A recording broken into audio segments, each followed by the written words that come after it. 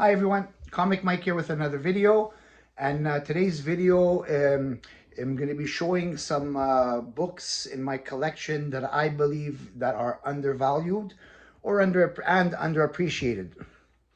So first we're going to look at mostly going to be all Silver Age. I think there's maybe one that's not a Silver Age, but the majority of them are. These are just books that when I bought them, I mean, considering that some of these books did hit a high and then they came back down for whatever reason, if it was, let's say, a movie that didn't perform to what people thought, and and the price came down. So let's start with the first book that I have on my list, and that is Detective Comics 387, the 30th anniversary issue. I mean, this book, I mean, for a Silver Age Batman book, you can still get this book in a very nice grade for a very affordable price. I mean, it's not just a stunning cover. I mean, it's the anniversary issue. You got your, on the cover, you have the two Batman books that everyone would consider Grail Batman books.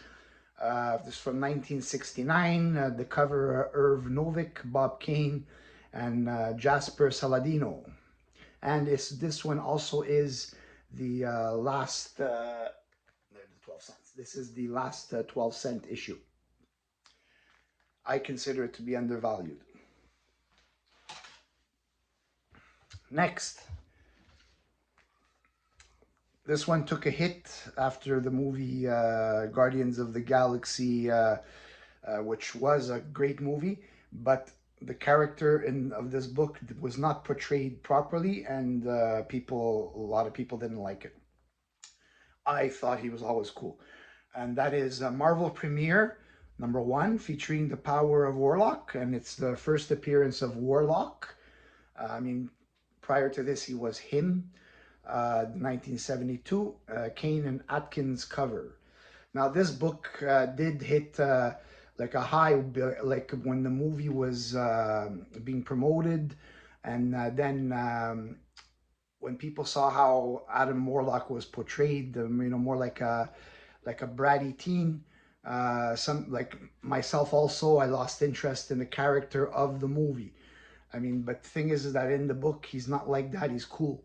And so, I mean, don't associate the book with the movie because it's not the same. So this is another book that I consider to be right now undervalued. So if you have a chance to pick it up in a nice grade, go for it. Next, this one is The Sandman, #4. Now, this is the first appearance of Lucifer Morningstar. Had that hit TV show, which I liked very much. I mean, before the show, I mean, it wasn't like really an expensive book, but then when the TV show came out, it did go a bit higher. And since the show ended, it has dropped down, and pretty much I think it's stable. It's got some great Neil Gaiman story, painted cover by Dave McKeon. I hope Lucifer Morningstar reappears in future DC projects, because I do like the character a lot. Next, this one's for you, Robbie. Shazam #1. This is the first appearance of the new Captain Marvel in DC.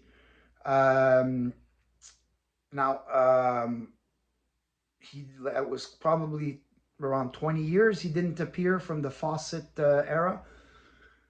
So now this was his first appearance in DC, and they used the name Shazam for copyright, because Marvel was using Captain Marvel. So just to avoid that, he got the name Shazam.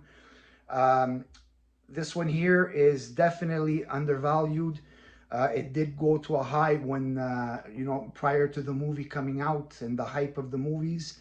and then after the movies, let's say I didn't find the movies were bad at all. I mean, I found them, they were decent, but it didn't reach the expectation of what whoever is in charge projected. And when that happens, they call it a bomb.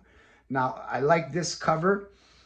This is C.C. Beck and Nick Cardy and Murphy Anderson cover. I like that, like Shazam is drawn almost like the Fawcett era, and then Superman is more like the modern of this time era. I mean, basically, like I wish I could show you a graph, but I don't know how to do that stuff. So I'm gonna show you the comic Mike graph.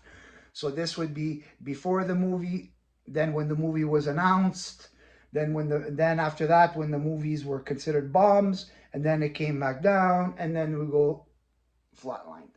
So you can get this one actually in a very good price, and it is a key, a minor key, whatever you want to call it, but I still like it.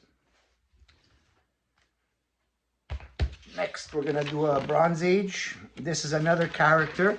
I was first introduced to this character in the Super Friends cartoon. I always thought he was a really cool character, but he just never got the right exposure in TV shows, and he didn't end up becoming as big as he could have become. And that is Firestorm #1 from 1978. This is Al Milgrom cover.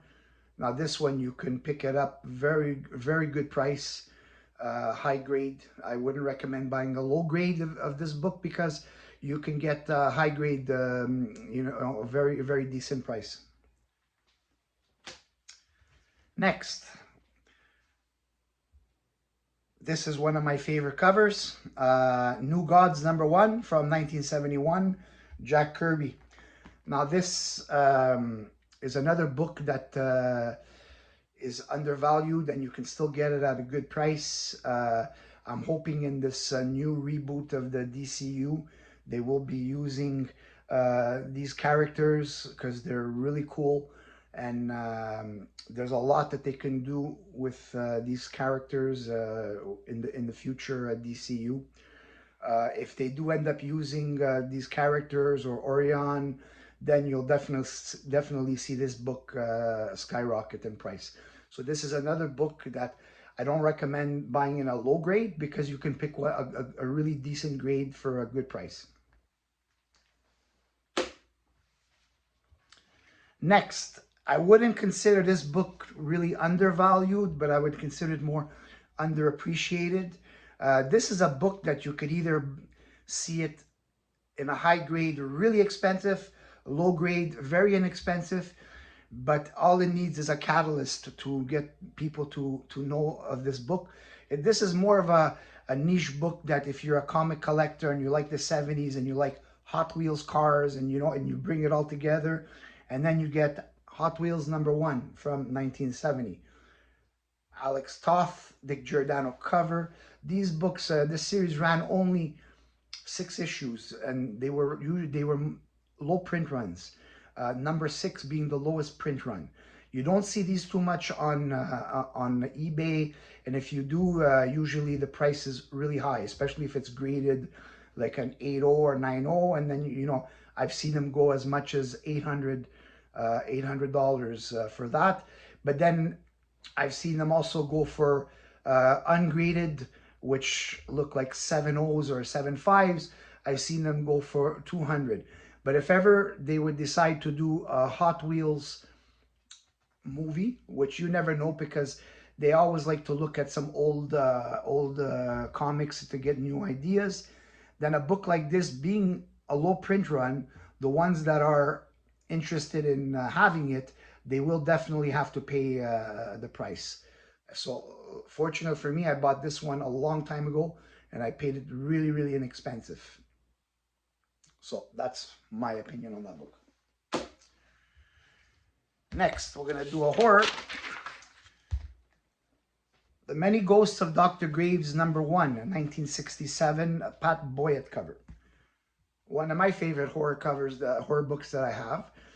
This series ran quite long, and this one you can still get a very nice grade at an affordable price. I understand that it's not like a key of a superhero, it's a horror anthology, but considering the popularity of horror comics from the Bronze Age and the Silver Age and the Golden Age, you know, a book like this, you know, from the 60s, you would expect it to be quite a lot more. So this one too, it's a book that you can get in a very nice grade for an affordable price. Next, this is a book that most people either never heard of or never show. Blast Off the Three Rocketeers, #1 from 1965. Jack Kirby, Joe Simon cover. You know, this too, if like for people that are into sci-fi and that kind of genre, this is, you can get this book really inexpensive and in a very nice grade. It's definitely a book that if you do like that kind of genre, I recommend buying it. This is, there's only one issue, so it's like a one shot, but I don't know if it was meant to be a one shot or did it just not perform well when the first issue and they decided to drop it after the first issue. Nonetheless, you buy one book and you got the full run. So this one here, I recommend if you're into that kind of genre. And the last one, Top Secret Adventures #1, featuring the Spy Man. This one's from 1966. Now, basically, it's the first appearance of Spy Man and Origin, but it's also the first pro artwork of Jim Steranko, who is a very sought after cover artist. Now, I've seen lots of his other comics, let's say in Marvel, and goes for quite high. And this one here, you can still get it at a reasonable price. I don't get it because I mean, for somebody that's a Steranko collector, be having his first pro artwork, you know, they would make this book more expensive than it actually is, but it's not. You can still get this one at a really decent price. So if you're also into this kind of genre, which is also like a sci-fi superhero kind of a thing, by Harvey Thriller, this book here you can still get a very good price. So that's it for these are books that I have. Tell me what you think, if you think that I'm right on some of these books or wrong. This is just opinion, and let me know what you think about Comic Mike Graph. If it's if you understand it. I'm Italian, so I use my hands a lot to sometimes communicate. So hope you enjoyed this video. Please like and subscribe. Leave me a comment what you think, and I will see you on the next video.